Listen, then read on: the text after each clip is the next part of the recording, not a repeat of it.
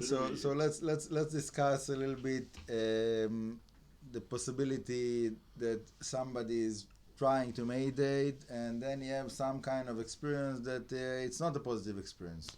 It feels like something that is scary, something that is like depressing, whatever it is, like some kind of a negative experience.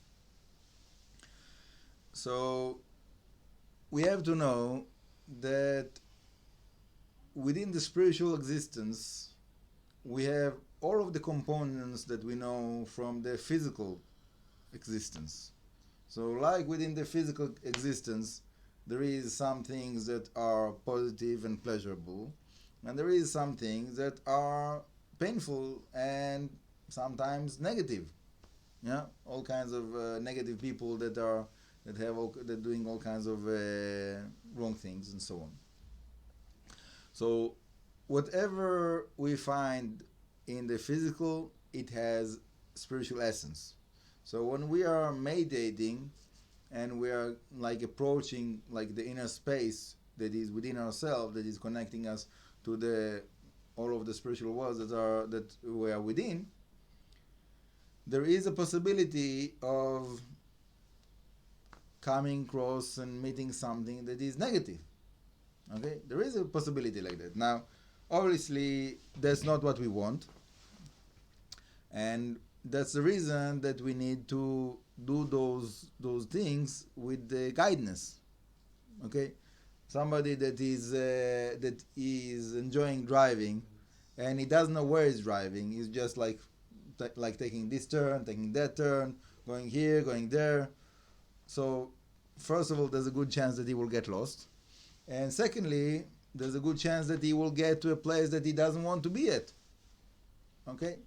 So, when someone is like doing all kinds of spiritual journeys, activities, and so on, and he doesn't really know what he's doing, he doesn't have the guidance, he doesn't have any kind of a map that is using, so so people are getting into all kinds of circumstances and places within themselves, within the spiritual worlds, which they understand that it's not the place that they want to be in.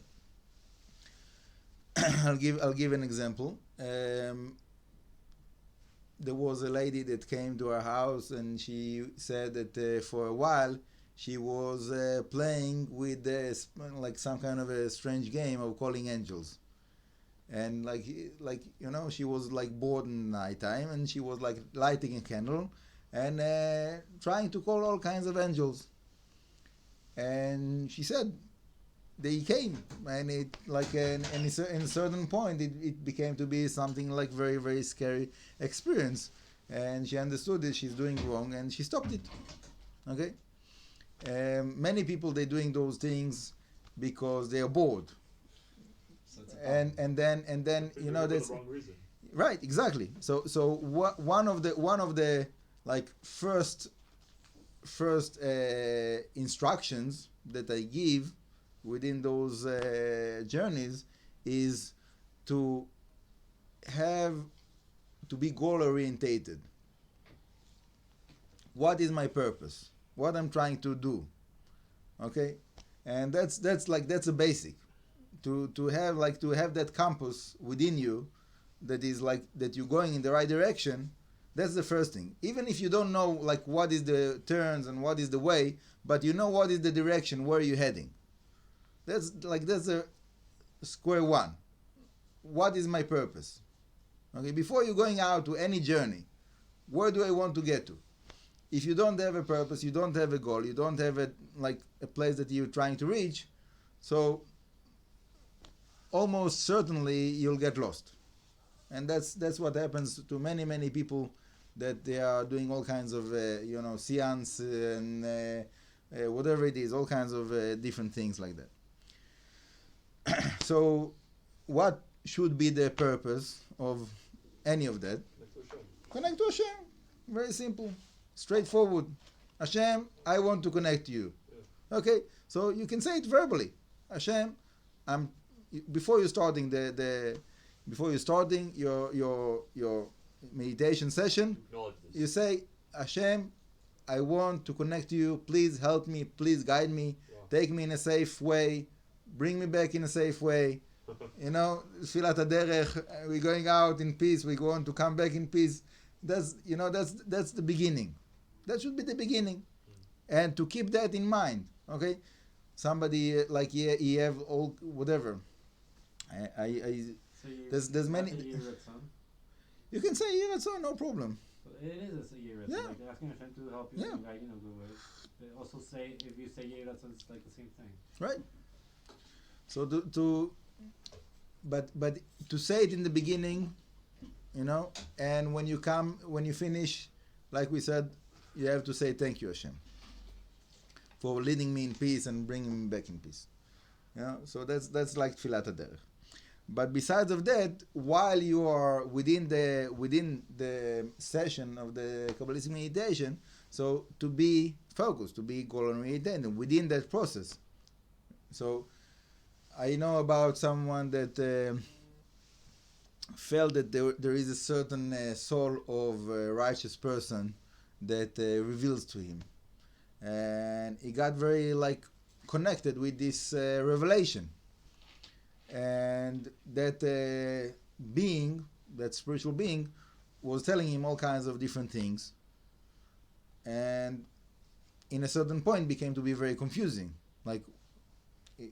And he understood that maybe this being that he's communicating with is not so positive, and it's not like such a great righteous person that is leading him. So, but he got like very, very close and connected with this being. So then it became to be like a question, like what to do then. Okay. So what is the reason that he got into that like negative loop?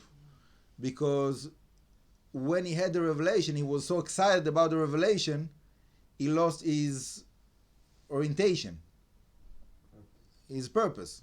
He just wanted to have some kind of experience. He was like so thirsty to have some kind of experience that when he had this revelation, so he got all tied up within that revelation, and he forgot about so where is Hashem in the picture? Like, does it bring me closer to Hashem?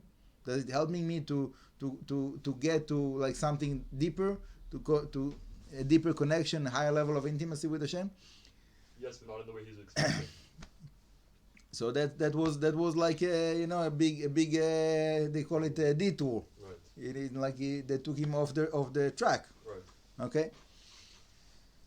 So to be able to be in the path without losing the orientation of what is your direction, what is your purpose, that's another challenge.